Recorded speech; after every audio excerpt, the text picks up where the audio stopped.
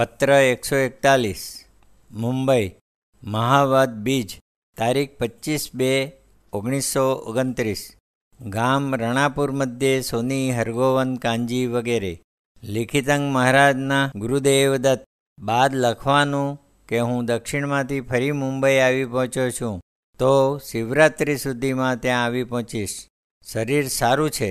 કાગળ વગેરે આવ્યા હોય તો ત્યાં જ રાખી મૂકશો. કમલદાસના મકાનનું કામ શરૂ થઈ ગયું હશે.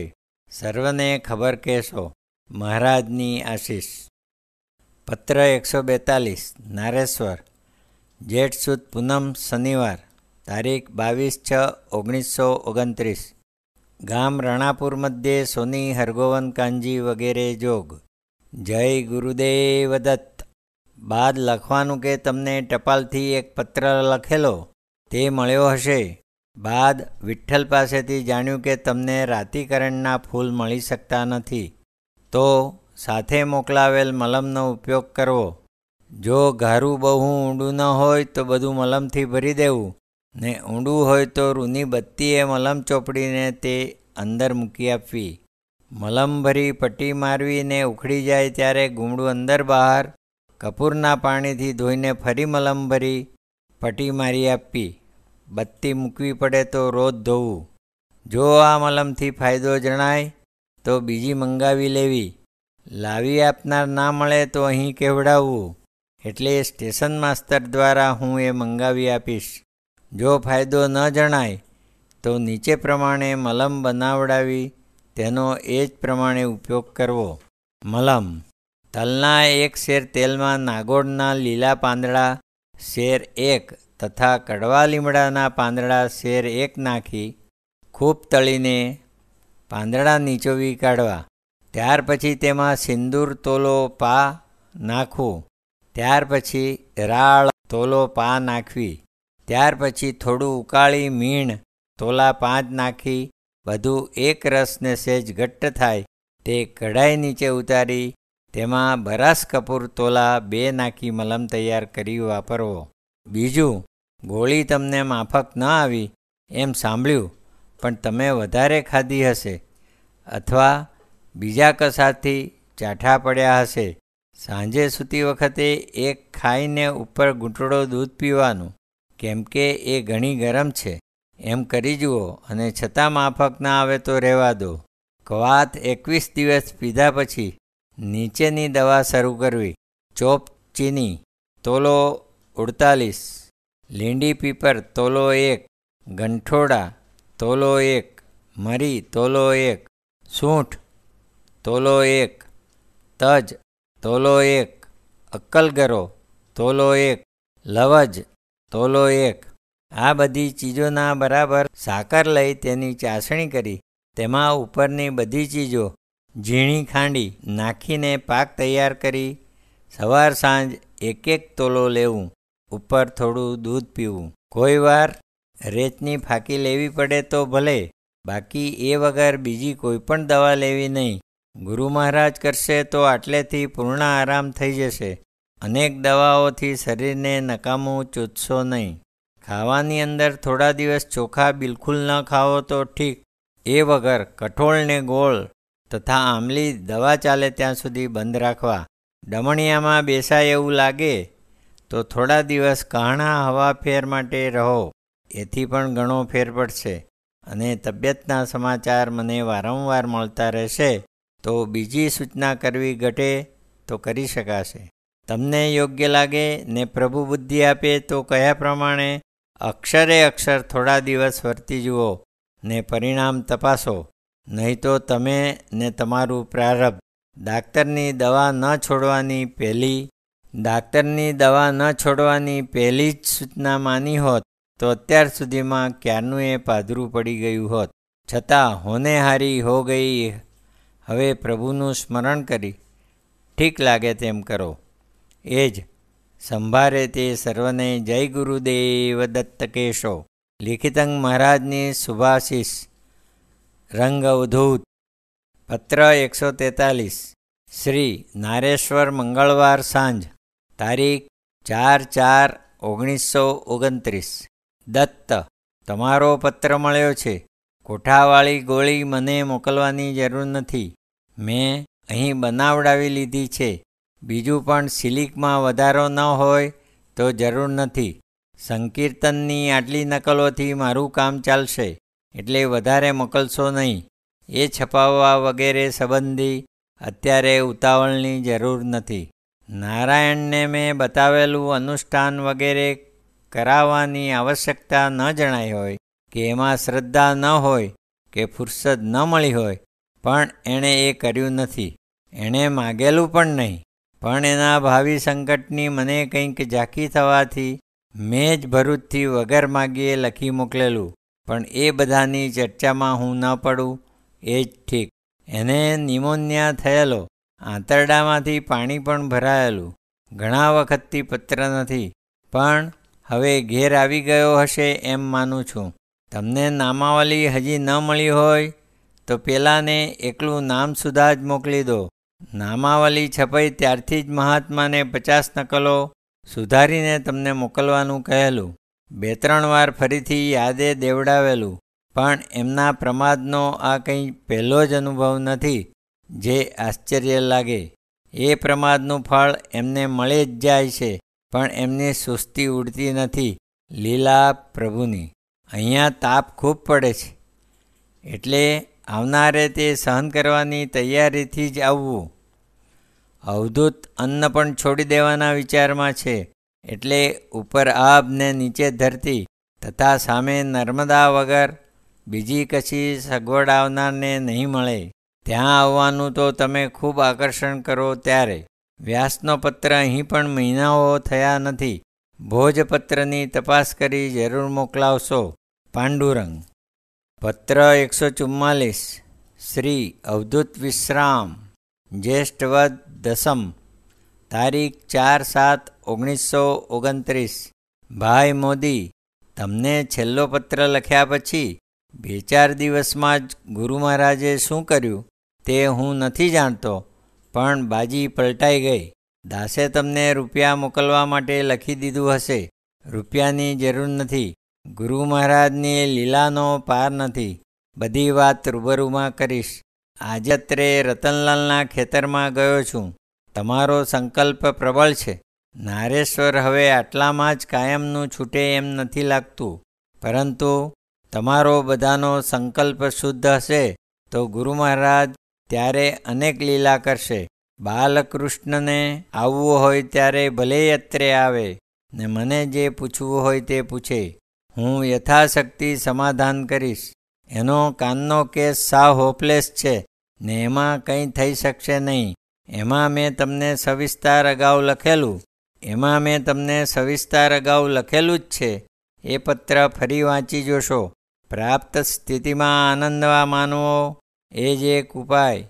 એને હું નારેશ્વર જાઉં ત્યારે 1-2 માસ સાથે રાખવાની વ્યવસ્થા કરીશ. પત્ર 145. અવધૂત વિશ્રામ. અષાઢ સુદ 11. તારીખ 18/7/1929. ગામ કોણા મધ્યે હરગોવન કાંજી વગેરે. તમારો પત્ર મળ્યો છે. બેન મૂળીના પેટને માટે બતાવેલી દવા તરત જ ન કરી અને બીજા વૈદા કર્યા એ ઠીક નથી થયું. પેટની ગાંઠ વધી ગઈ છે, એટલે મટતા વાર લાગશે, પણ મટશે જરૂર.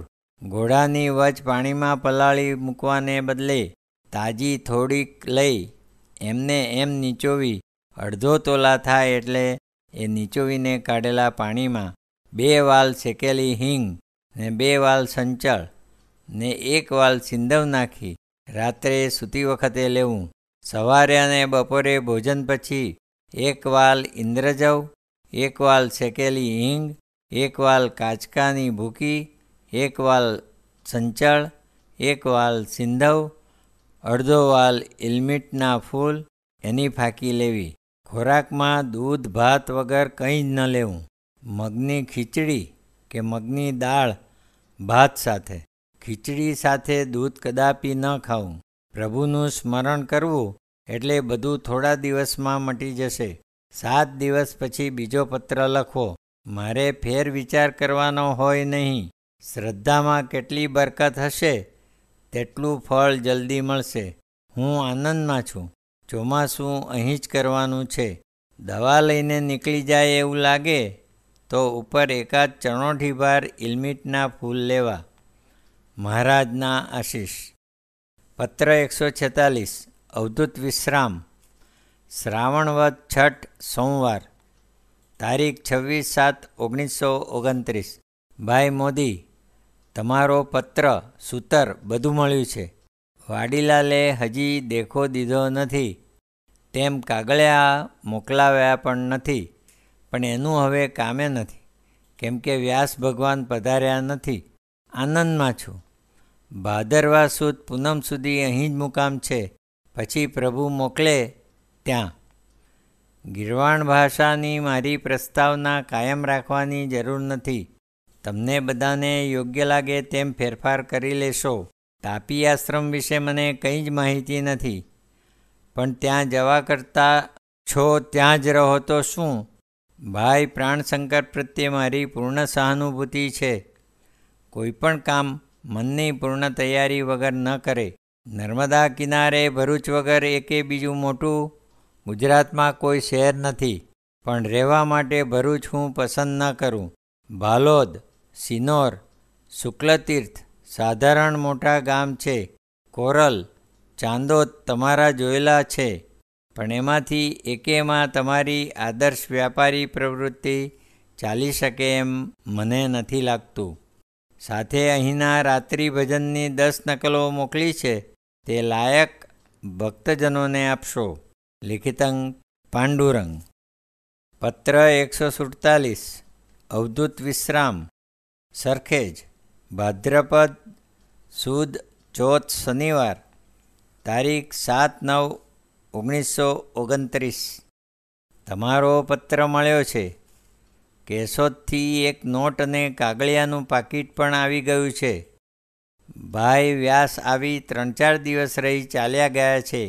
બધા કાગળિયામાં આવ્યા હોત તો થોડું ઘણું કામ થઈ શકત.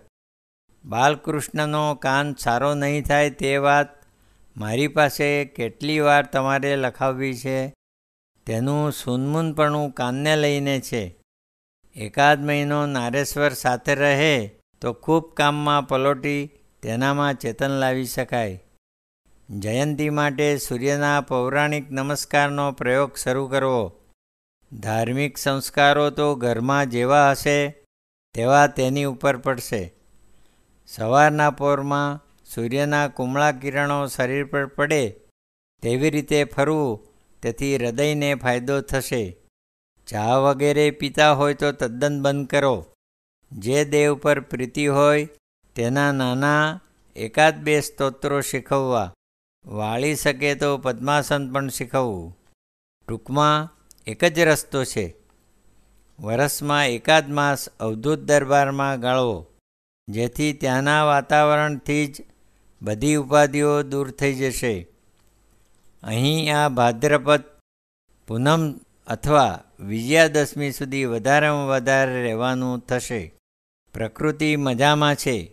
પ્રાણશંકરને, વજુભાઈ વગેરેને શુભાશીષ. અવધૂત વિશ્રામ. ગુરુ મહારાજ વતી દા ચિમનલાલ. પત્ર 148 નારેશ્વર, બુધવાર સાંજ, ઓક્ટોબર 1929.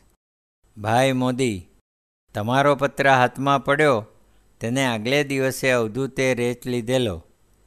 અવધૂતના શરીરને રેચ માફક નથી એ તમે જાણો જ છો.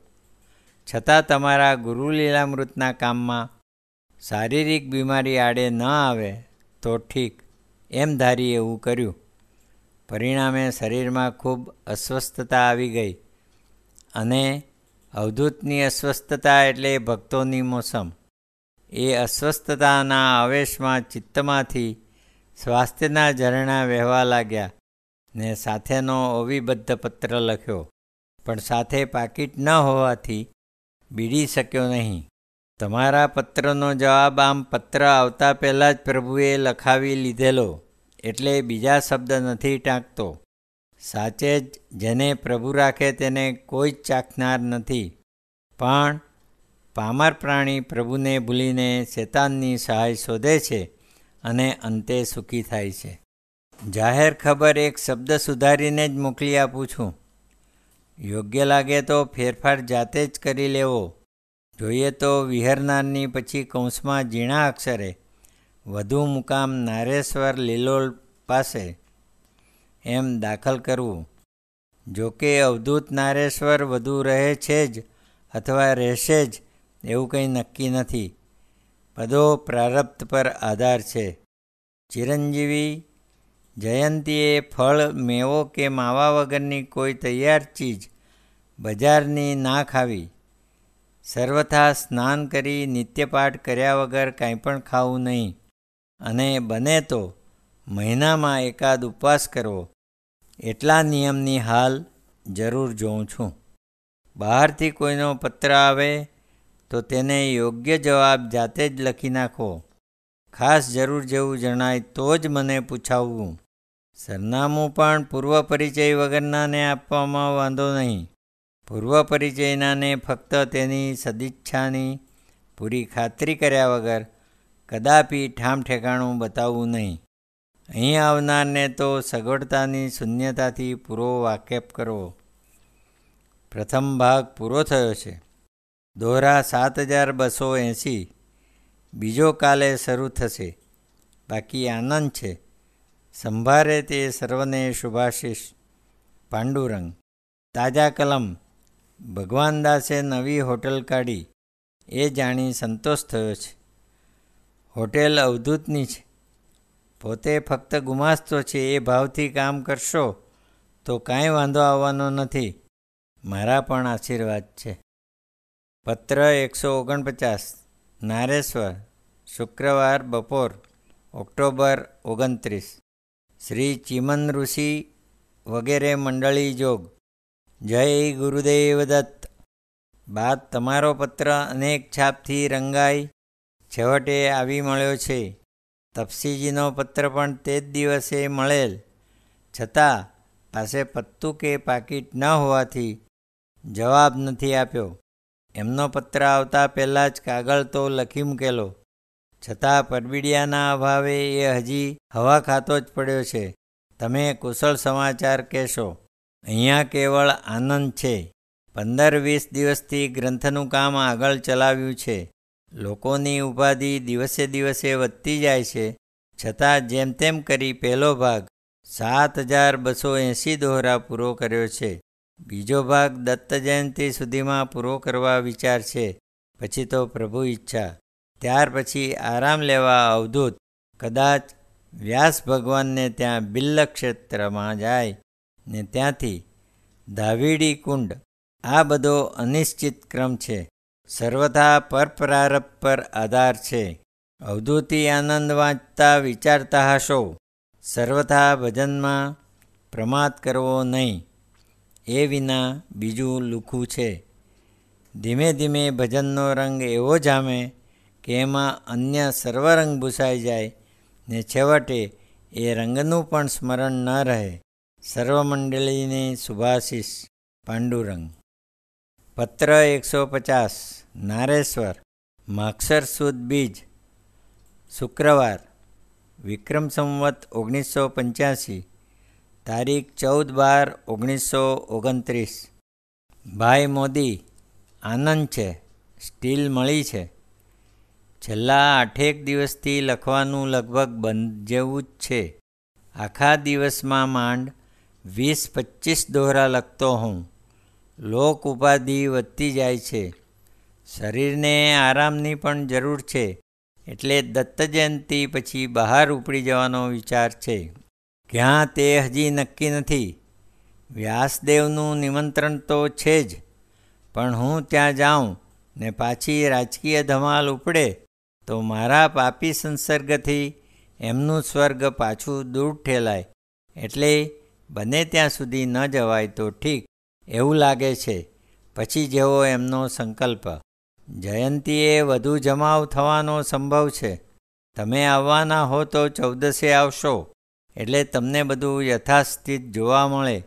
દત્તનો બ્લોક આપણે બનાવડાવવો હોય તો ફાવે તે કંપનીના ફોટા પરથી બનાવી શકીએ કે નવી જ છબી ચિતરાવવી પડે એ સંબંધીના કોપીરાઇટ બાબતની માહિતી મૂળચંદ પાસે મેળવી લાવશો, કેમ કે જે તે ફોટાની માગણી કરે છે ને બધાને વેચાતો લઈ આવીએ પરવડે નહીં. આપણો બ્લોક હોય તો ફાવે તેટલી નકલો કાઢી શકાય. બાલકૃષ્ણને વી.કમ.માં ભલે નાખો, એને રૂચે તો. હાલ એ જ સંભારે તે સર્વને શુભાશીષ. પાંડુરંગ. તાજા કલમ. શરીર કંઈક બેચેન રહે છે. પેલો પત્ર લખ્યા પછી બીજા 2 લખેલા સાથે મોકલું છું. ઋષિના આવેલા પરબિડિયાનો ઉપયોગ કર્યો છે. પાસે પત્તું કે પરબિડિયું નથી.